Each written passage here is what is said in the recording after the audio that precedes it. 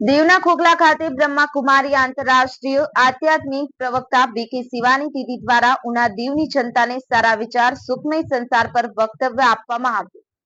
કેન્દ્ર શાસિત પ્રદેશ દીવ ખાતે પ્રજાપિતા બ્રહ્માકુમારી ઈશ્વરીય વિશ્વવિદ્યાલય દીવ તથા ઉના સેવા કેન્દ્રના સંયુક્ત ઉપક્રમે દીવના ખોખલા ચેટી પર આંતરરાષ્ટ્રીય આધ્યાત્મિક પ્રવક્તા બીકે શિવાની દીદી દ્વારા સારા વિચાર સુખમય સંસાર વિષય પર સાંસારિક સમસ્યાઓનો ઉકેલ તેમજ સાંસારિક જીવનમાં આવતી અડચણનું કઈ રીતે સમાધાન કરવું તે અંગે વિસ્તૃત માહિતી અપાઈ.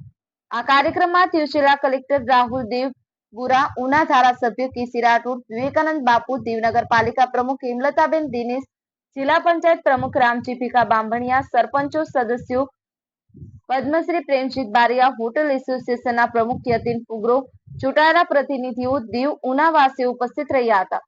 સંતો મંતો આગેવાનો, વિવિધ શહેરથી આવેલ બ્રહ્માકુમારીઓ વગેરે ઉપસ્થિત રહ્યા હતા. સમગ્ર કાર્યક્રમની શરૂઆત આધ્યાત્મિક ગીતોથી લેખિકા અને ગાયિકા એવા બ્રહ્મકુમારી ડોક્ટર દામિનીબેન આધ્યાત્મિક ગીતો સાથે થયા. કાર્યક્રમની દરમિયાન શિવાની દીદીનો સમગ્ર પરિચય આપવામાં આવ્યો હતો. ત્યારબાદ બ્રહ્માકુમારી દીવના મુખ્ય સંચાલિકા ગીતા દીદી દ્વારા સ્વાગત પ્રવચન આપવામાં આવ્યું હતું. ત્યારબાદ ઉપસ્થિત તમામ મહાનુભાવો દ્વારા દીપ પ્રાગટ્ય કરી કાર્યક્રમને ખુલ્લો મૂકવામાં આવ્યો હતો. ત્યારબાદ આપણે બધા મોબાઈલ ફોનના ગુલામ થઈ ગયા છે, જે આપના દિલ દિમાગ પણ હાનિ નહીં થવા દેવું.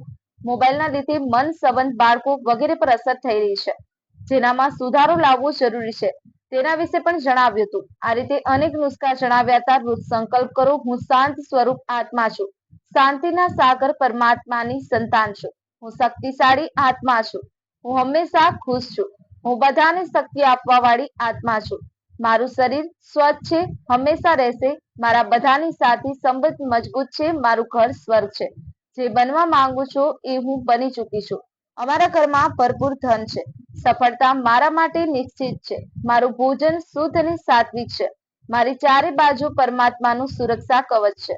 સંવાદદાતા આહિર કાળુભાઈ, દીવ 24/7 ન્યૂઝ, રમેશ સત્યની સાથે.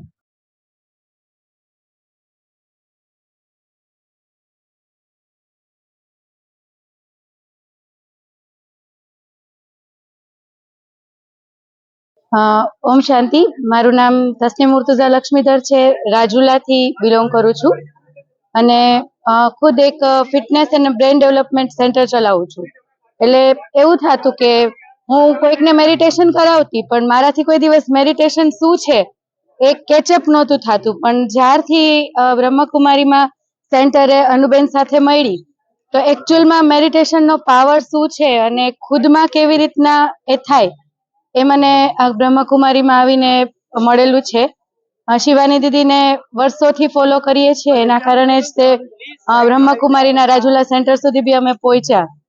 અને આજથી જ્યારથી અનુબેનને બ્રહ્મકુમારી મળેલું છે, તો એવું ફીલ થાય છે કે એક બીજું જ પરિવાર કે જે અમને મળેલું છે. તો અમે જેમાં બોર્ન કરેલા છે એ પરિવાર તો અમારું છે જ, પણ આજે અમારી પાસે બે પરિવાર છે, કે અમારું પરિવાર અને એક બ્રહ્મકુમારી પરિવાર.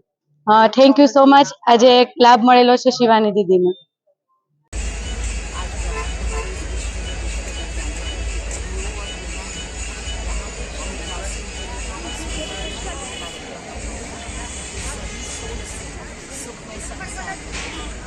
आज इस दुनिया में हर पहलू पर ध्यान देते हैं. हम धन कमाते हैं, मेहनत करते हैं, घर को स्वस्थ रखने का पुरुषार्थ करते हैं, घर को सुंदर बनाते हैं, बस एक तरफ ही ध्यान रह जाता है, जो है हमारे मन की स्थिति. और उस पर ध्यान न रखने की वजह से चिंता, गुस्सा, ईगो बढ़ता जा रहा है, डिप्रेशन ऐसी बीमारियाँ भी बढ़ती जा रही है. उसका असर शरीर पर आता है, शरीर की बीमारियाँ भी बढ़ती जा रही है, टकराव आते हैं, गलत आदतें आ जाती हैं, एडिक्शंस हो जाती हैं. बहुत लोग कई बार उसके वश होकर और उसके गुलाम बनते जाते हैं. कभी कभी कुछ बच्चे, कुछ बड़े न जीने का भी फैसला करते हैं. तब तक हम ये सब नहीं देते, और इसके लिए एक प्रोग्राम होता है कि मन पर जीत पाकर मन को शक्तिशाली बनाकर अपना भाग्य में से परिवर्तन करना है, क्योंकि सारी शक्ति हमारी है. उसको लेकर सोशल मीडिया परसों से सेंटर में राजयोग शिविर की जगह 5 लोग